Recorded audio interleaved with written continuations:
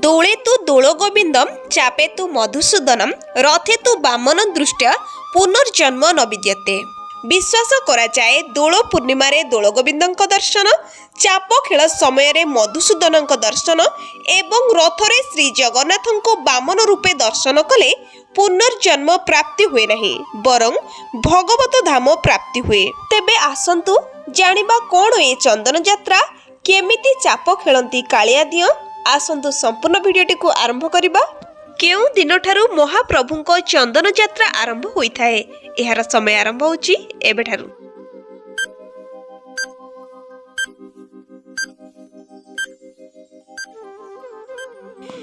ବୈଶାଖ ମାସ ଶୁକ୍ଳ ପକ୍ଷ ତୃତୀୟା ତିଥିଠାରୁ ଆରମ୍ଭ ହୋଇ ଜ୍ୟେଷ୍ଠ ମାସ ଶୁକ୍ଳ ଚତୁର୍ଦ୍ଦଶୀ ପର୍ଯ୍ୟନ୍ତ ଏହା ଅନୁଷ୍ଠିତ ହୋଇଥାଏ।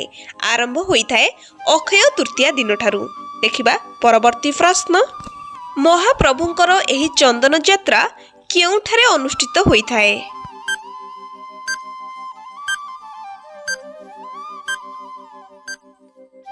ଦେଖିବା ଏହାର ସଠିକ ଉତ୍ତର ନରେନ୍ଦ୍ର ପୁଷ୍କରିଣୀରେ ମହାପ୍ରଭୁଙ୍କ ଚାପ ଖେଳ ହୋଇଥାଏ। ଦେଖିବା ପରବର୍ତ୍ତୀ ପ୍ରଶ୍ନ, ଏହା କେତେ ଦିନ ପାଳନ କରାଯାଏ? ଏହାର ସମୟ ଆରମ୍ଭ ହେଉଛି ଏବେଠାରୁ।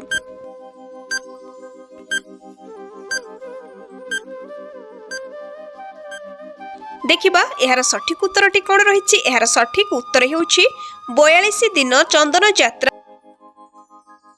ଦେଖିବା ପରବର୍ତ୍ତୀ ପ୍ରଶ୍ନ, ଚନ୍ଦନ ଯାତ୍ରାରେ ଚାପ ଖେଳିବାକୁ ମହାପ୍ରଭୁ କେଉଁ ବିମାନରେ ଆସନ୍ତି? ଏହାର ସମୟ ଆରମ୍ଭ ହେଉଛି ଏବେଠାରୁ।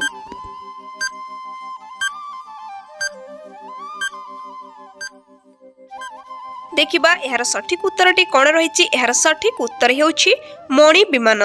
ମଣି ବିମାନରେ ମହାପ୍ରଭୁ ଚାପ ଖେଳିବାକୁ ଆସିଥାନ୍ତି। ଦେଖିବା କ'ଣ ରହିଛି ପରବର୍ତ୍ତୀ ପ୍ରଶ୍ନ, ବିମାନରୁ ଚାପ ଖେଳକୁ କେଉଁ ଦେବାଦେବୀ ଆସିଥାନ୍ତି?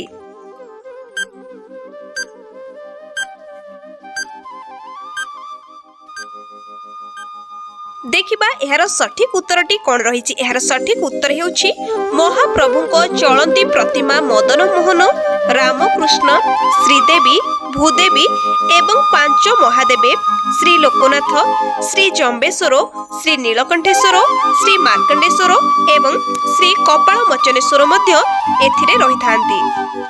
ମହାପ୍ରଭୁଙ୍କ ଚନ୍ଦନ ଯାତ୍ରା କେତେ ଭାଗରେ ଓ କିପରି ପାଳନ କରାଯାଏ? ଦେଖିବା କ'ଣ ରହିଛି ଏହାର ସଠିକ ଉତ୍ତରଟି।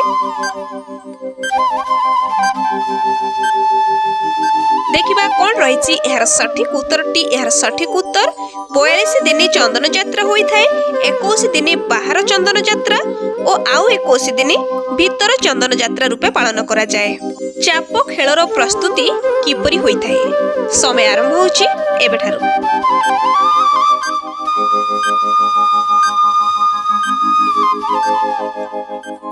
ଦେଖିବା କ'ଣ ରହିଛି ଏହାର ଉତ୍ତର। ହିନ୍ଦୁ ବର୍ଷର ଶେଷ ପୂର୍ଣ୍ଣିମା ଅର୍ଥାତ୍ ଚୈତ୍ର ପୂର୍ଣ୍ଣିମାର ପୂର୍ବ ବର୍ଷ ଚାପ ଖେଳ ପରେ ନରେନ୍ଦ୍ର ପୋଖରୀରେ ବୁଡ଼େଇ ରଖାଯାଇଥିବା ନୌକାକୁ ଉପରକୁ ଅଣାଯାଇଥାଏ। ନନ୍ଦା, ଭଦ୍ରା 4 ଗୋଟି ସହ ବୈଜୟନ୍ତୀ ଆଦି 5 ଗୋଟି ନୌକାକୁ ଉପରକୁ ଆଣି ତାକୁ ମରାମତି କରି ଚନ୍ଦନ ଯାତ୍ରା ପାଇଁ ପ୍ରସ୍ତୁତ କରାଯାଇଥାଏ। ଚନ୍ଦନ ଯାତ୍ରାର ପବିତ୍ର ଦିନରେ ମହାପ୍ରଭୁଙ୍କ ଦିନବେଳା ନୌକା ବିହାର ସମାପନ ହେବା ପରେ ପୁନର୍ବାର ଚାପ ଆସି ଘାଟରେ ଲାଗିଥାଏ। ସେବକମାନେ ମହାପ୍ରଭୁଙ୍କୁ ଚାପରୁ ଆଣି ଚନ୍ଦନର ଜଗତି ବା ଚନ୍ଦନ ଚକଡ଼ା ଉପରକୁ ଆଣିଥାନ୍ତି। ଏହାପରେ ଜଗନ୍ନାଥ ପ୍ରଲୋଭ ମଠରୁ ଆସିଥିବା ଜାଇଫଳ, କର୍ପୂର, ସୁବାସିତ ଫଳର ମିଶ୍ରଣରେ ପ୍ରସ୍ତୁତ ସୁବାସିତ ଜଳରେ ଭୂଦେବୀ, ଶ୍ରୀଦେବୀଙ୍କ ସହ ମଦନ ମୋହନ ଜଳ କ୍ରୀଡ଼ା କରିଥାନ୍ତି। ଗ୍ରୀଷ୍ମ ପ୍ରକୋପରୁ ଶରୀରକୁ ଶୀତଳ କରିବା ପାଇଁ ଜଳ କ୍ରୀଡ଼ା କରିବା ପରେ ଠାକୁରମାନେ ବେଶ ଶୃଙ୍ଗାର ହୋଇ ସ୍ୱତନ୍ତ୍ର ଭାବେ ପ୍ରସ୍ତୁତ ଛେନା ମଣ୍ଡୁଆ ଭୋଗ ଖାଇଥାନ୍ତି। ଏହାପରେ ପୁନର୍ବାର ମହାପ୍ରଭୁ ରାତ୍ରି ନୌକା ବିହାର କରିଥାନ୍ତି। ନରେନ୍ଦ୍ର ପୁଷ୍କରିଣୀରେ ଚାପ ଖେଳ ସାରି ପୁନର୍ବାର ମହାପ୍ରଭୁ ମଣି ବିମାନରେ ବସି ଶ୍ରୀମନ୍ଦିରକୁ ପ୍ରତ୍ୟାବର୍ତ୍ତନ କରିଥାନ୍ତି।